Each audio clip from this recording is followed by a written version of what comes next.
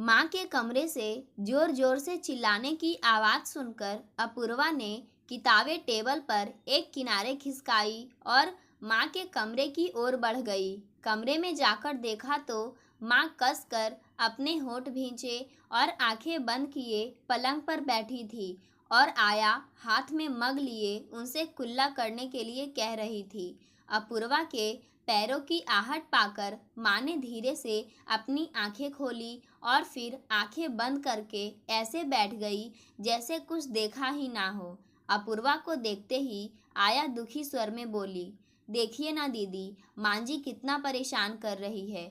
1 घंटे से मग लिए खड़ी हूँ पर मांझी अपना मुंह ही नहीं खोल रही है। मुझे दूसरे काम भी तो करने हैं। आप ही बताइए अब मैं क्या करूँ। माँ की मुख मुद्रा देखकर अपूर्वा को हंसी आ गई। उसने हंसकर आया से कहा, तुम जाकर अपना काम करो, माँ को मैं संभाल लूंगी।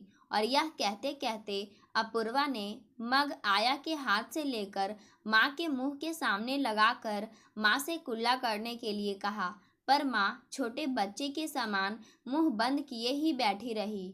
तब अपूर्वा ने उन्हें डांट कर कहा, माँ जल्दी करो, मुझे ऑफिस जाना है।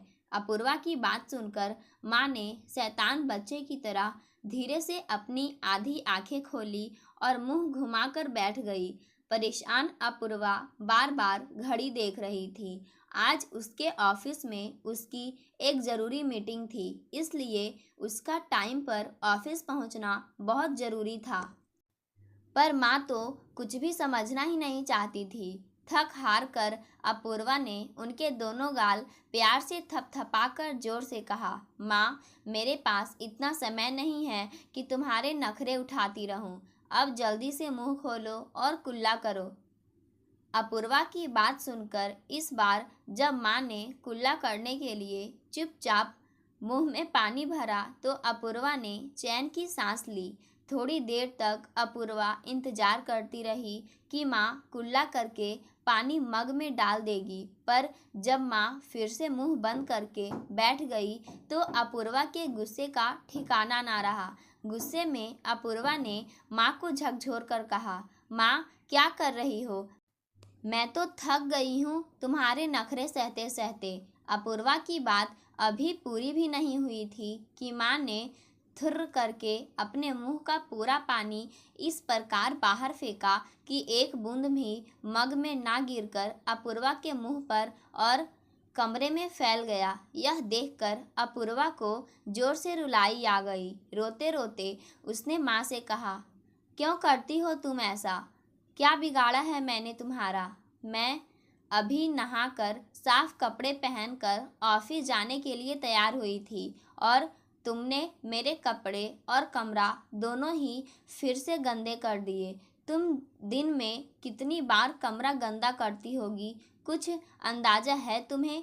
आज आया 5 बार पोछा लगा चुकी है। अगर आया ने काम छोड़ दिया तो?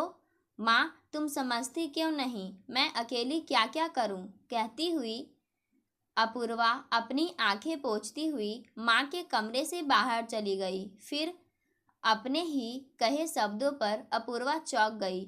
उसे लगा उसने ये शब्द पहले किसी और के मुंह से भी सुने हैं, पर कहाँ। ऑफिस पहुंचकर अपूर्वा माँ और घर के बारे में ही सोचती रही। पिताजी की मृत्यु के बाद माँ ने अकेले ही चारों भाई बहनों को कितनी मुश्किल से पाला, यह अपूर्वा कभी भूल नहीं सकती। नौकरी, घर, हम छोटे भाई बहन और अकेली माँ, हम चारों भाई बहन माँ की नाक में दम किए रहते थे। कभी कभी तो माँ रो भी पड़ती थी।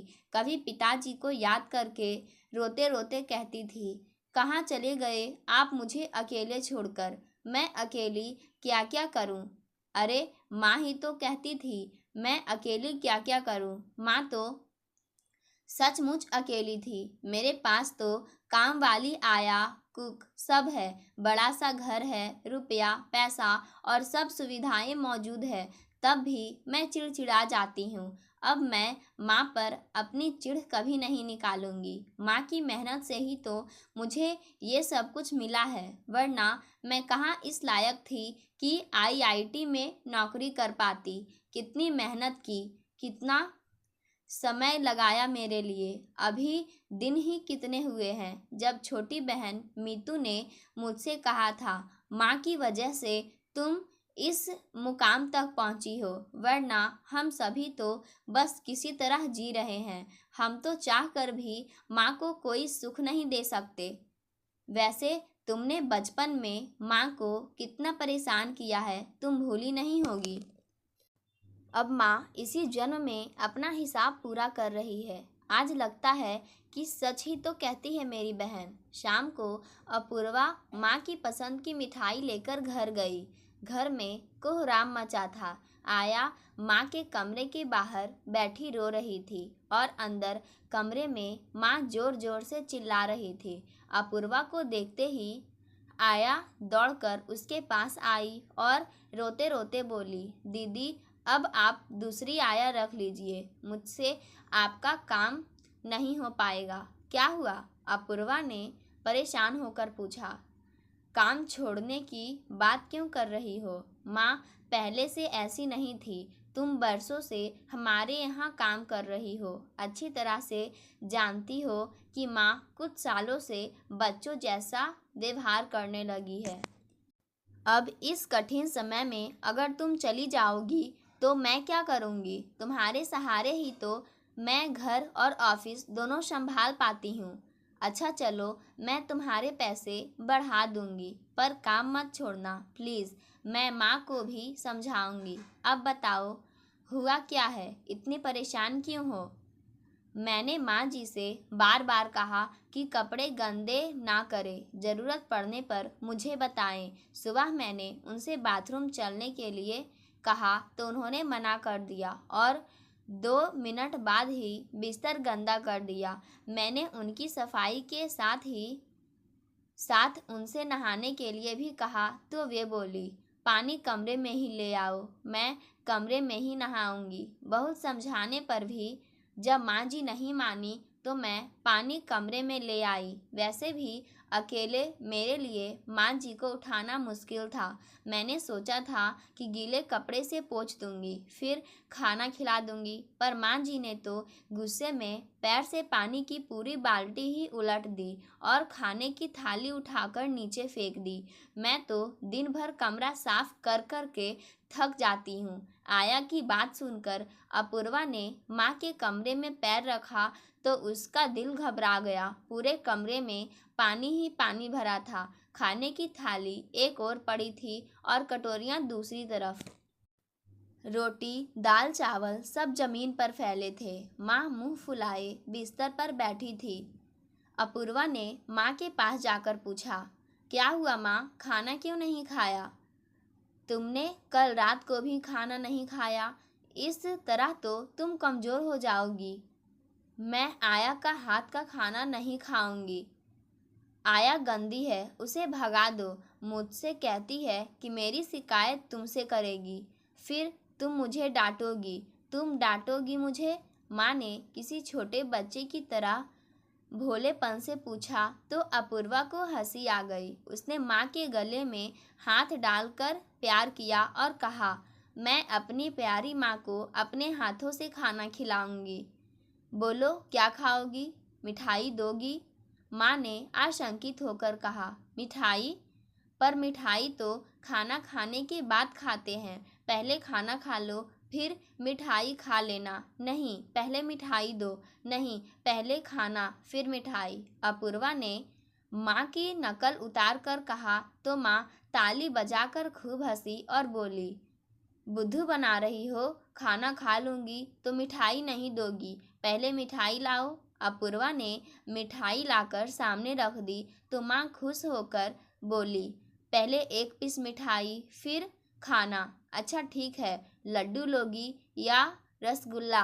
रसगुल्ला, माँ ने खुश होकर कहा। अपूर्वा ने एक रसगुल्ला कटोरी में रखकर उन्हें दिया और उनके लिए थाली में खाना निकालने लगी। लेकिन 2 कौर खाने के बाद ही माँ फिर खाना खाने में आनाकानी करने लगी। पेट गरम हो गया, अब और नहीं खाऊंगी। माँ ने मुंह बनाकर कहा, अच्छा एक कौर मेरे लिए। माँ देखो, तुमने कल भी कुछ नहीं खाया था, अभी दवाई भी खानी है और दवाई खाने से पहले खाना खाना जरूरी है, वरना तबीयत बिगड़ जाएगी। नहीं, मैं नहीं खा सकती, अब एक कौर भी नहीं। तुम तो दरोगा की तरह पीछे लग जाती हो, मुझे यह बिल्कुल अच्छा नहीं लगता। मेरी अम्मा बनने चली हो। अब पेट में जगह नहीं है तो क्या करूं? पेट बड़ा कर लूं? कहते हुए माँ ने पेट फुला लिया तो अपूर्वा को हंसी आ गई। उसने हंसते हुए थाली की ओर हाथ बढ़ाया तो माँ ने समझा कि अपूर्वा फिर उससे खाने के लिए कहेगी, सो अपनी आंखें बंद करके लेट गई। तभी फोन की घंटी बजी तो अपूर्वा फोन पर बात करने लगी। बात करते करते अपूर्वा ने देखा कि माँ ने धीरे से आंखें खोलकर देखा और रसगुल्ले की ओर हाथ बढ़ाया, पर अपूर्वा को अपनी ओर आते देखा तो झट से बोली, हम रसगुल्ला थोड़े उठा रहे थे, हम तो उस पर बैठा मच्छर भगा रहे थे। तुम्हें एक रसगुल्ला और खाना है? अपूर्वा ने हंसकर पूछा। हाँ, मुझे रसगुल्ला बहुत अच्छा लगता है। तो पहले रोटी खाओ, फिर रसगुल्ला भी खा लेना। रसगुल्ला, कचौड़ी, कचौड़ी, फिर रसगुल्ला, फिर कचौड़ी। माँ मुँह ही मुँह में बुदबुदा रही थी। अपूर्वा ने सुना तो उसे हंसी आ गई। शाम को मेहमान आने वाले हैं, तब तुम्हारी पसंद की कचौड़ी बनाऊंगी। अपूर्वा ने माँ को मनाने के लिए कहा तो माँ प्रसन्न होकर बोली, हींग वाली कचौड़ी? हाँ, हींग वाली। लो, अब एक रोटी खा लो, फिर शाम को कचौड़ी खाना। तो मैं शाम को रोटी नहीं खाऊंगी। हाँ, मुझे पेट भर कचौड़ी देना। अच्छा बाबा, मैं तो इसीलिए रोकती हूँ कि मीठा और तला भुना खाने से तुम्हारी शुगर बढ़ जाती है। आज शाम को जो तुम कहोगी मैं तुम्हें वही खिलाऊंगी, पर अभी एक रोटी खाओ। अपूर्वा ने माँ को रोटी खाने के लिए मना ही लिया। शाम को माँ अपने कमरे में अकेली बैठी कसमसा रही थी। बाहर के कमरे से लगातार बातों के साथ साथ हंसने की आवाज़ें भी आ रही थी।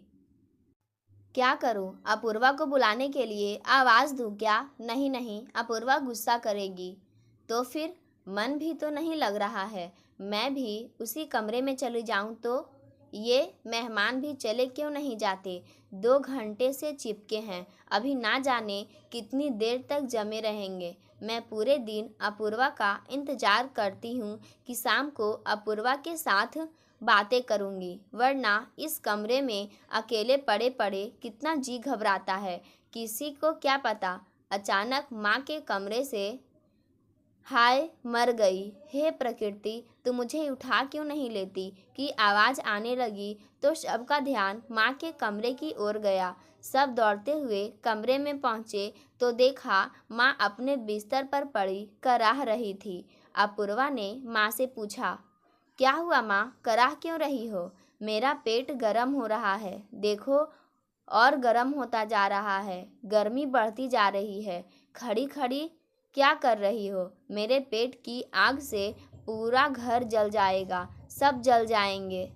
माँ की बात सुनकर अपूर्वा ने कहा, चलो अस्पताल चलते हैं। फिर अपूर्वा ने मेहमानों से कहा, आप आराम से बैठे, मैं माँ को डॉक्टर को दिखाकर आती हूँ। समय की नज़ाकत को भांपते हुए मेहमानों ने भी कहा, आप माँ को अस्पताल ले जाए, हम फिर कभी आ जाएंगे। मेहमानों के जाते ही माँ आराम से बैठ गई और टीवी पर अपना मनपसंद सीरियल देखने लगी। अपूर्वा गाड़ी की चाबी लेकर कमरे में आई और माँ से बोली, चलो माँ, कहाँ?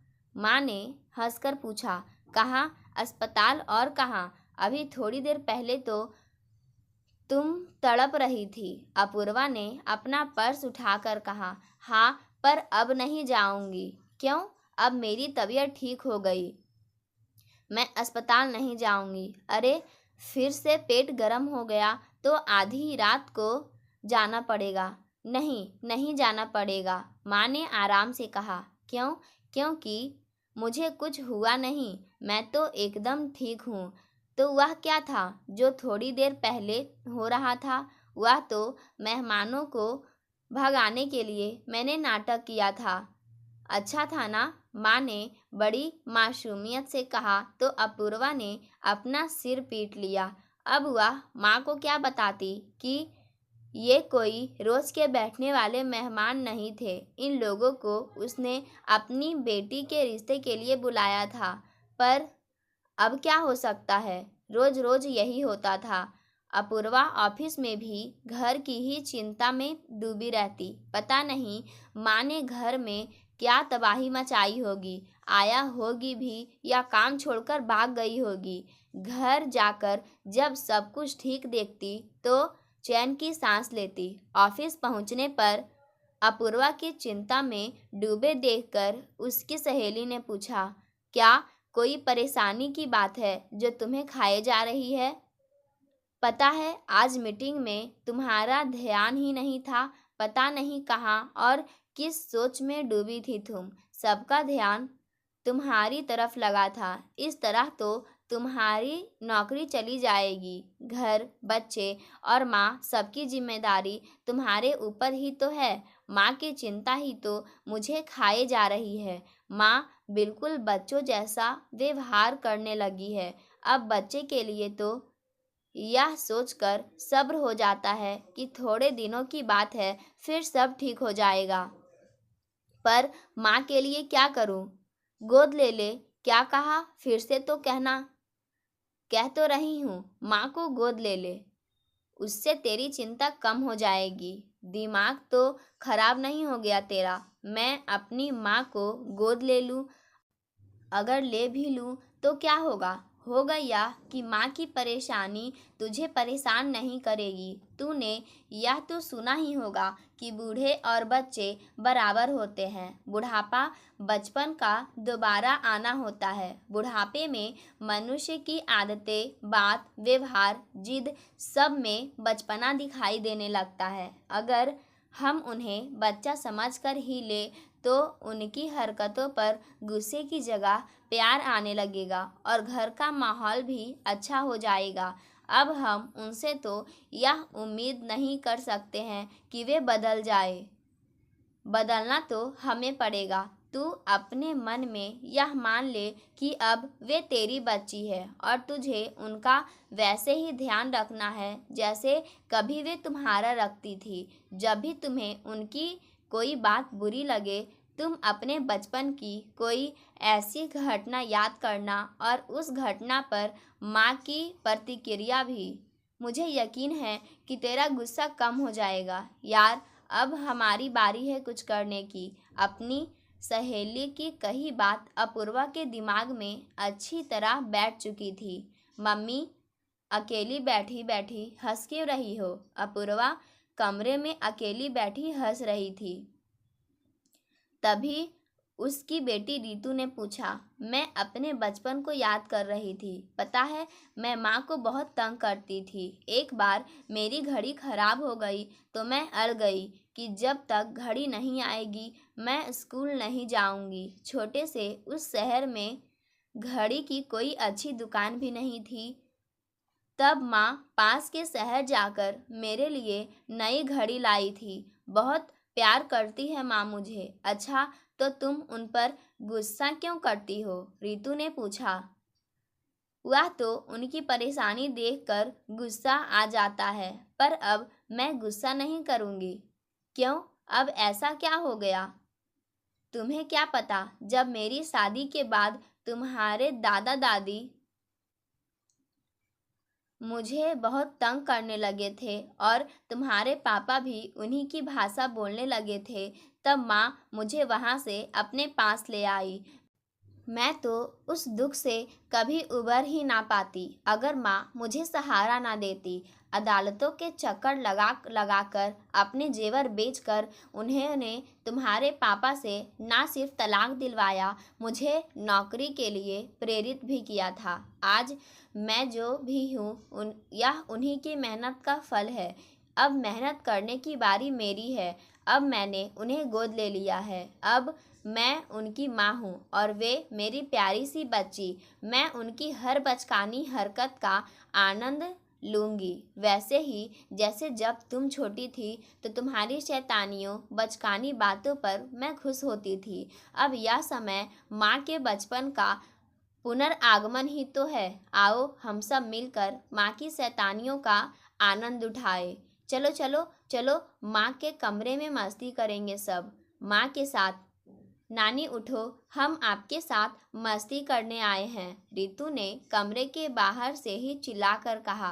पर अंदर पहुंचकर जब नानी को सोते देखा तो मायूसी से अपूर्वा से कहा, माँ, नानी तो आज अभी से सो गई, चलिए हम बाहर का चक्कर लगाकर आते हैं।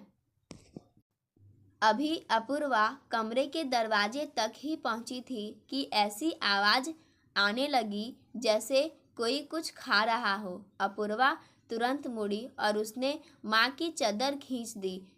चादर हटते ही माँ घबरा कर बैठ गई। उन्होंने अपने दोनों हाथ पीछे छिपा लिए।